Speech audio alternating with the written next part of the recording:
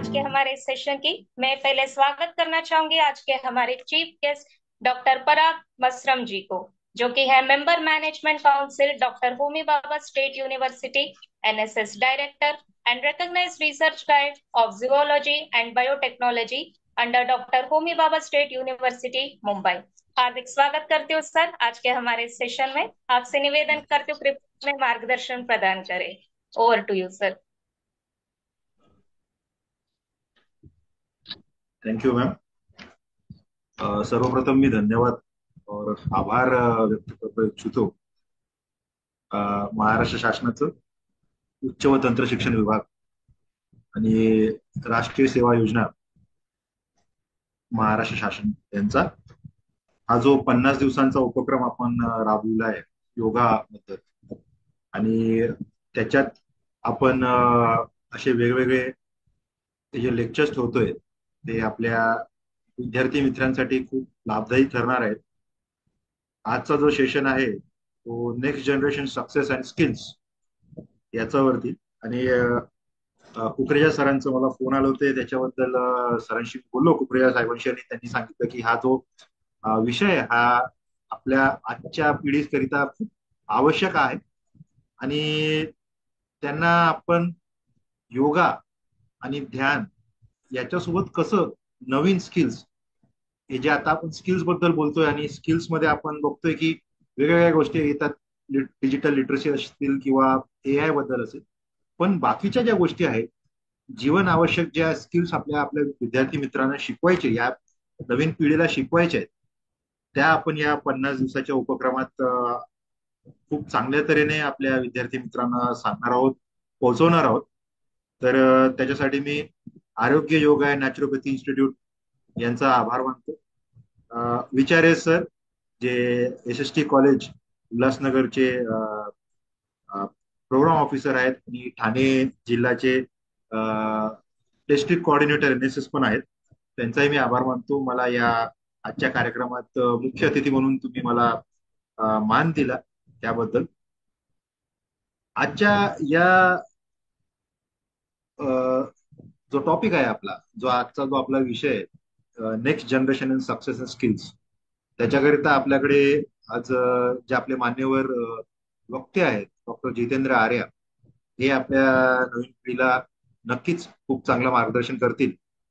मी फक्त एवढंच म्हणू इच्छितो की आज जे आपल्या नवीन पिढीला आपण जे स्किल्स आपल्याला जे स्किल्स द्यायचे आहेत, त्यात जशा आपल्या डिजिटल लिटरसी असतील, त्या आता डिजिटली खूप लिटरेट आहेत. त्यांना कम्प्युटर, नवीन इनोव्हेशन आणि नवीन टेक्नॉलॉजीची जाणीव खूप चांगली आहे आणि त्यांनी करून घेतली, ही काळाची गरज आहे तर त्यांनी ही करून घेतली आहे. पण त्याच्यासोबत ज्या बाकीच्या गोष्टी आपण त्यांना जीवनावश्यक स्किल्स जे आपण त्यांना देण्याची गरज आहे ती म्हणजे first thing is critical thinking and problem solving skills. आज इझी लाईफ झाली एआय मुळे, आपण किंवा आजची पिढी एआय मुळे एका प्रकारे स्वतःच थिंकिंग पॉवर किंवा स्वतःची वैचारिक क्षमता ही पूर्णपणे किंवा या पोटेन्शियल, स्वतःची ती पोटेन्शियल जाणीव करून घेत नाहीये. तर मेडिटेशन असो किंवा कॉन्सन्ट्रेशन एक्सरसाइज असतील, हे योगाचा एक वेगळा भाग आहे. त्याच्यामुळे आपल्या पिढीला, नवीन पिढीला क्रिटिकल थिंकिंग आणि प्रॉब्लेम सॉल्व्हिंग स्किल्स ते आपण त्यांना देता येतील. त्यांना नवीन कोणत्या सिच्युएशन मध्ये कसं विचार करायचं, चांगले आणि उत्तम प्रश्न कसे विचारायचे, आणि कोणतेही कॉम्प्लेक्स प्रॉब्लेम्स त्यांच्या समोर अडचणी जर का आल्या तर त्यांचं निवारण कसं करायचं, हे जेव्हा ध्यान आणि कॉन्सन्ट्रेशन एक्सरसाइजनी त्यांना हळूहळू ते शिकतात आणि त्यांना त्याची सवय होते, ते डेव्हलप करतात. दुसरं आहे कम्युनिकेशन स्किल्स. कम्युनिकेशन स्किल्सचा अर्थ असा नाही की फक्त लिहिता आणि वाचता आलं पाहिजे. कम्युनिकेशन स्किल्सचा असाही अर्थ आहे की त्यांना नीट ऐकताही आलं पाहिजे. आजच्या पिढीचा एक प्रॉब्लेम असा आहे की त्यांना ऐकायची सवय राहिली नाही. एक चांगला listener, active listener, that person who lessons properly with full concentration, proper concentration and understand what the speaker is saying. तर चांगली एक ऐकायची सवय किंवा active learning ability should be developed.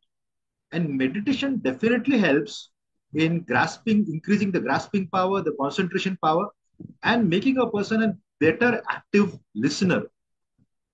त्याच्यासोबत जेव्हा तो ऐकतोय, जेव्हा तो समजतोय, त्याला कळतंय की आपल्याला काय घ्यायचे समोरच्या व्यक्तीकडनं, तेव्हा तो स्वतःचे विचार चांगल्याप्रमाणे, चांगल्या तऱ्हेने समोरच्याला व्यक्त करू शकतो. कम्युनिकेशन स्किल्स हाही एक महत्वाचा आहे की त्यांनी स्वतःचे आयडियाज, स्वतःचे जे विचार आहेत ते स्वतःच्या पालकांसोबत किंवा मित्रांसोबत किंवा इतर लोकांसमोर एखाद्या प्लॅटफॉर्मवर कसे व्यक्त करावे. दुसरं आहे, आजच्या पिढीला आपण हे जे बघतोय नवीन पिढी थोडस इमोशनल आहे. आता ही जी जनरेशन आहे, नवीन जनरेशन जेन झी, ही जी इमोशनल क्वेश्चन त्यांचा जो आहे त्याच्याबद्दल ते खूप सेन्सिटिव्ह आहेत, किंवा त्यांना असं म्हणता येईल ते खूप हळवे मनाचे आहेत. म्हणून आपण बघतोय एन्झायटी, डिप्रेशन या गोष्टी ज्या आजच्या जनरेशनला, आजच्या जेनजी जनरेशनला, नवीन पिढीला समोरे जावे लागतात. किंवा त्यांची चूक नाहीये, कॉम्पिटिशन वाढलेलं आहे, कटथ्रोट कॉम्पिटिशन आहे, खूप साऱ्या गोष्टी त्यांना नवीन कराव्या लागत आहेत. त्यांना त्याचं एक्सपोजर नव्हतं, आता त्यांना एक्सपोजर आलंय. तेव्हा ते कॉलेजमध्ये असतील किंवा नवीन ठिकाणी कामाला जातील, तेव्हा त्यांना जो कटथ्रोट कॉम्पिटिशन फेस करावा लागतो. आणि त्या कॉम्पिटिशनला फेस करताना स्वतःची मानसिक मानसिक क्षमता जी त्यांची आहे, इमोशनल क्वेश्चन जो त्यांचा आहे, तो एवढा विकसित नाहीये, किंवा तो एवढा त्याला आता एवढी सवय झालेली नाहीये की कसं, कोणत्या परिस्थितीत कशी आपली भावनिक क्षमता किंवा इमोशनल क्वेश्चन कशी आपण हाताळावी. तर आता आपण जेव्हा ध्यान करतो किंवा आपण जेव्हा मेडिटेशन करतो, तेव्हा स्वतःचं इमोशनल इंटेलिजन्स और इमोशनल क्वेश्चन पण आपण खूप चांगल्या तऱ्हेने डेव्हलप करू शकतो. त्याच्यामुळे आपल्याला सेल्फ अवेअरनेस, स्वतःचे आजकाल रिलेशनशिप मॅनेजमेंट हा एक खूप चांगला मुद्दा आहे, किंवा एक खूप इम्पॉर्टंट महत्वाचा मुद्दा आहे जो आपण नवीन पिढीसमोर बघतोय. की त्यांना स्वतःचे रिलेशनशिप, ते रिलेशनशिप स्वतःच्या मित्रांसोबत असो, पालकांसोबत असो, किंवा इतर आपल्या टीचर्स सोबत असतील, ते त्यांना सांभाळता येत नाहीत, किंवा ते त्याच्याबद्दल खूप जास्त इमोशनल होतात, किंवा त्यांना ते इमोशनली अटॅचमेंट होतात, किंवा त्यांना एन्झायटी किंवा डिप्रेशन सारखे ते प्रेशराईज असतात. तर कोणत्या रिलेशनशिपला कशी सांभाळावी, कसं त्यांना सामोरं जावं, त्याबद्दल पण आपण आजच्या पिढीला स्किल्स देणं गरजेचं आहे. दुसरी गोष्ट म्हणजे आताची पिढी ती क्रिएटिव्ह आहे, इनोव्हेटिव्ह आहे. फक्त त्यांना एक चांगला प्लॅटफॉर्म मिळावा, त्या प्लॅटफॉर्मवरती त्यांनी स्वतःच्या आयडिया, स्वतःचे विचार, स्वतःचे इनोव्हेशन हे व्यक्त करता यावे. आणि दुसरी गोष्ट म्हणजे आपल्या पिढीला एक गोष्ट आपण खरं सांगावी, किंवा एक स्किल देण्यात यावी की हाऊ टू बी युनिक. त्यांचं इनोव्हेशन, त्यांच्या आयडियाज दुसऱ्यांसारख्या नसाव्या. त्यांनी स्वतःचे इनोव्हेशन, स्वतःच्या सेल्फ आयडिया, सेल्फ इनोव्हेटिव्ह असावे. त्यांनी स्वतःबद्दल आणि स्वतःच्या विचारांबद्दल हा एक महत्वाचा पाऊल घ्यायला पाहिजे की ती how to be unique. I am unique, I am different from others. जेव्हापर्यंत ते डिफरंट होत नाही, जेव्हापर्यंत ते दुसऱ्यांपेक्षा वेगळे होत नाहीत, तेव्हापर्यंत त्यांना व्हॅल्यू नाही, किंवा त्यांना एक वेगळी एक त्याला म्हणता येईल की एक वेगळी आयडेंटिटी नाही.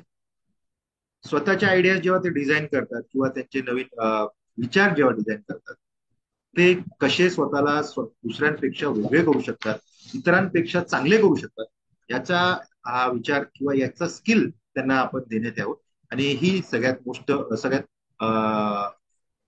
जी गोष्ट आहे ती सगळ्यात महत्वाची आहे. दुसरी गोष्ट, इमोशनली जेव्हा आपली पिढी थोडीशी हळवी किंवा सेन्सिटिव्ह होते, तेव्हा त्यांच्यात एक गोष्ट जी कमी होते ती आहे अडॅप्टिबिलिटी. अडॅप्टेबिलिटी किंवा रिझिलियन्स आजच्या पिढी झेंजी मध्ये हा जो एक प्रॉब्लेम आहे की ते लवकर कोणत्याही गोष्टीला अडॅप्ट करू शकत नाही, किंवा नवीन ठिकाणी गेल्यावरती ते त्या नवीन जागेवरती, नवीन एखाद्या वातावरणात ते स्वतःला उडून घेत नाहीत, किंवा ते स्वतःला अडॅप्ट करू शकत नाही. ते लवकर इरिटेट होतात, किंवा ते लवकर प्रोटेस्ट करतात. ते समजून घेत नाही एखाद्या वातावरणाला, स्वतःला त्या वातावरणात रुळून घेत नाही. Adaptability is the most important thing in times of evolution of humans. हा अडॅप्टेशन हा आपला एक मेन फीचर आहे, आपला हा एक इम्पॉर्टंट फीचर आहे, ज्याच्यामुळे आतापर्यंत आपण एवढे इव्हॉल्व्ह झालो आहोत किंवा एवढे विकसित झालो आहोत, जेव्हापर्यंत आजच्या पिढीत अडॅप्टिबिलिटी अँड रिझिलन्स हे येत नाहीत, तेव्हापर्यंत ते स्वतःला शिकू शकत नाही किंवा स्वतःला विकसित करू शकत नाही. एखादा फेल्युअर आलं किंवा एखादं अपयश आलं तर त्याला ते सामोरं जाऊ शकत नाही. हा जो एक हा जो एक स्किल आहे की आपण अपयशी झालो किंवा when we fail, how to learn from our failure. When you learn from your own failure, when you learn to laugh on your own, on your on your failure, then you learn how to succeed. Because your failure is going to show your mistakes to you, where you have taken a wrong step, and then you can improve yourself. हा जो skill आहे, अडॅप्टिबिलिटी and रिझिलियन्स, आणि कसं स्वतःला आपण एक plan वेनी किंवा एका प्रॉपर वेनी स्वतःला आपण पुढे घेऊन जाऊ शकतो. जरी आपल्याला कधी कधी अपयशात समोर जावं लागतं, पण तरी failure is just a step in the process of success. दुसरी गोष्ट आता आपण बघतोय की काही ठिकाणी असं असं आलेलं आहे की जी यंग जनरेशन आहे, ही जी जनरेशन आहे, ती शो ऑफ मध्ये किंवा एकामेकाला दाखवण्यासाठी काही गोष्टी करते. आमची जी जनरेशन होती ते पण सगळेच यंग जनरेशन त्याच्यात असतातच. पण ही गोष्ट एक आहे की आपण जेव्हापर्यंत स्वतःला जाणीव करून घेत नाही की दुसऱ्यांना दाखवण्यासाठी आपण कोणतीही गोष्ट विकत घेऊ नये, त्याची उपयोगिता किती, किंवा त्याची आपण म्हणतो what is the usefulness, feasibility किती आहे, त्याची युजफुलनेस आपल्याला किती आहे, तेव्हापर्यंत जेव्हापर्यंत आपल्याला या गोष्टीची जाणीव होत नाही, तेव्हापर्यंत आपण ती गोष्ट विकत घेऊ नये. फक्त मित्राकडे आहे म्हणून आपण घेतोय नाही. आपल्याला फायनान्शियल लिटरसी ही खूप इम्पॉर्टंट आणि खूप महत्वाची गोष्ट आहे की आत्ताच याच वयात जर का तुम्ही फायनान्शियली लिटरेट व्हाल, सेव्हिंग सारखी गोष्ट आत्ताच जर का चालू करा, जेव्हापर्यंत 10 वर्षानंतर किंवा 15 वर्षानंतर जेव्हा एक अशी वेळ येणार आहे की तुम्हाला वाटणार आहे की आता माझ्याकडे स्टेबिलिटी आहे का, स्टेबिलिटी जेव्हा 10-15 वर्ष आपल्याला ही स्टेबिलिटी यासाठी लागते, तर फायनान्शियल लिटरसी आपल्या यंग जनरेशनला, जेनझीला, यंग जे आपले मित्रमैत्रिणी त्यांना आपल्याला या गोष्टी, हा स्किल देणं खूप गरजेचं आहे की आपण फायनान्शियली किती लिटरेट आहात. फायनान्शियल लिटरसीचा अर्थ असाही आहे की आपण आपलं खर्च कुठे करतोय, आपलं बजेट कसं आहे, आपलं इन्कम किती, आपण खर्च किती करतोय, एक्सपेंडिचर किती, आपण सेव्हिंग किती करतोय, इन्व्हेस्ट कुठे करतोय. Management of your on funds हा खूप महत्वाचा आहे. आणि जर का हे कोणी शिकलं तर आजपासून 10-15 वर्षानंतरही त्यांना स्टेबिलिटी ही राहणार आहे. टाइम मॅनेजमेंट या गोष्टी सगळ्यांनाच माहिती आहे की स्वतःच्या गोलसाठी आताच ठरवलं जर का मुलांनी की आपल्याला पुढे करिअर कशात करायचं, तर आपण स्वतःची लाईफ पूर्ण प्लॅन करू शकतो. टाइम मॅनेजमेंट असं नाही की आजचा दिवस काय करायचं, टाइम मॅनेजमेंट किंवा सेल्फ डिसिप्लिन याच्यासाठी जरी हा महत्वाचा आहे की आपण आपल्या गोल करिता, आपल्या करिअर करिता आपलं पूर्ण आयुष्य कसं प्लॅन करतो.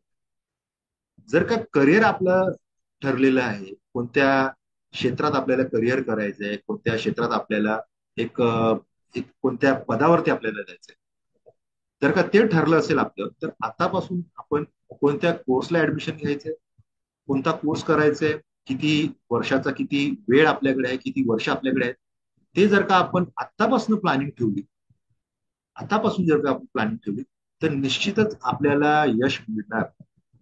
Planning, a good planning is the first step in success. जर का आपण प्लॅन चांगलं केलं तर you are going to be successful. यासोबत आपल्याला आज जो आजची नवीन पिढी आहे आणि एनईपी अंतर्गत जो आता न्यू एज्युकेशन पॉलिसी आहे, त्याचा एक महत्वाचा मुद्दा हाही आहे की आपल्याला चांगले लीडर, चांगले इनिशिएटिव्ह घेणारे लोक घडवायचे. आता हा जो उपक्रम आपला चालू आहे त्याच्यात आपण बघतोय विद्यार्थी मित्रांचा चांगला प्रतिसाद आहे, युट्यूब वरती चांगले व्ह्यूज असतात. याच्यामुळे मुलांना एक चांगली एक एक स्ट्रीम लागलेली आणि ते शिकतायत, नवीन गोष्टी शिकतायत, त्यांना चांगले चांगले व्यक्ती भेटतात आणि त्याच्यामुळे त्यांच्यावर आपल्याला एक लिडरशिप क्वालिटी ही डेव्हलप करायची. पुढचे जे आपली ही जनरेशन झी, ही पुढच्या पिढीची आपले लीडर होणार आहेत आणि त्यांनी आपल्या या देशाचं, आपल्या राष्ट्राचं विकास करायचंय. आणि आतापासूनच त्यांना जर का आपण या गोष्टी शिकवल्या, या स्किल्स दिल्या, तर त्यांना आपल्याला पुढे हा जो आपला देश आहे तो सर्वोत्तम होणार आहे. आपल्या देशाचे आणि हा जो आरोग्य योगा नॅचरोपॅथी इन्स्टिट्यूट याचा एक मी सरांशी बोललो, प्रजा सरांशी, की जेव्हापर्यंत नवीन पिढीला योगाचं महत्व कळत नाही, yoga is nothing it's not only physical, it's also mental. Mental exercise, concentration exercise. आणि योगामुळे हा जो आपला एक वारसा आहे, आपल्या देशाचा हा ऐतिहासिक वारसा आहे योगा. जर का आपली ही पिढी आपल्या देशाच्या ऐतिहासिक वारसाला, आपल्या कल्चरल हेरिटेजला, कल्चरल ट्रेजरला आपण जर का सांभाळून ठेवलं आणि आपण एक्सेप्ट केलं, आपण त्याचा प्रचार केला, तर आपल्या देशाच्या हेरिटेजला, आपल्या देशाच्या ऐतिहासिक वारसाला आपण स्वतः चालना देऊ, आपण स्वतः त्यांना प्रोत्साहन देऊ.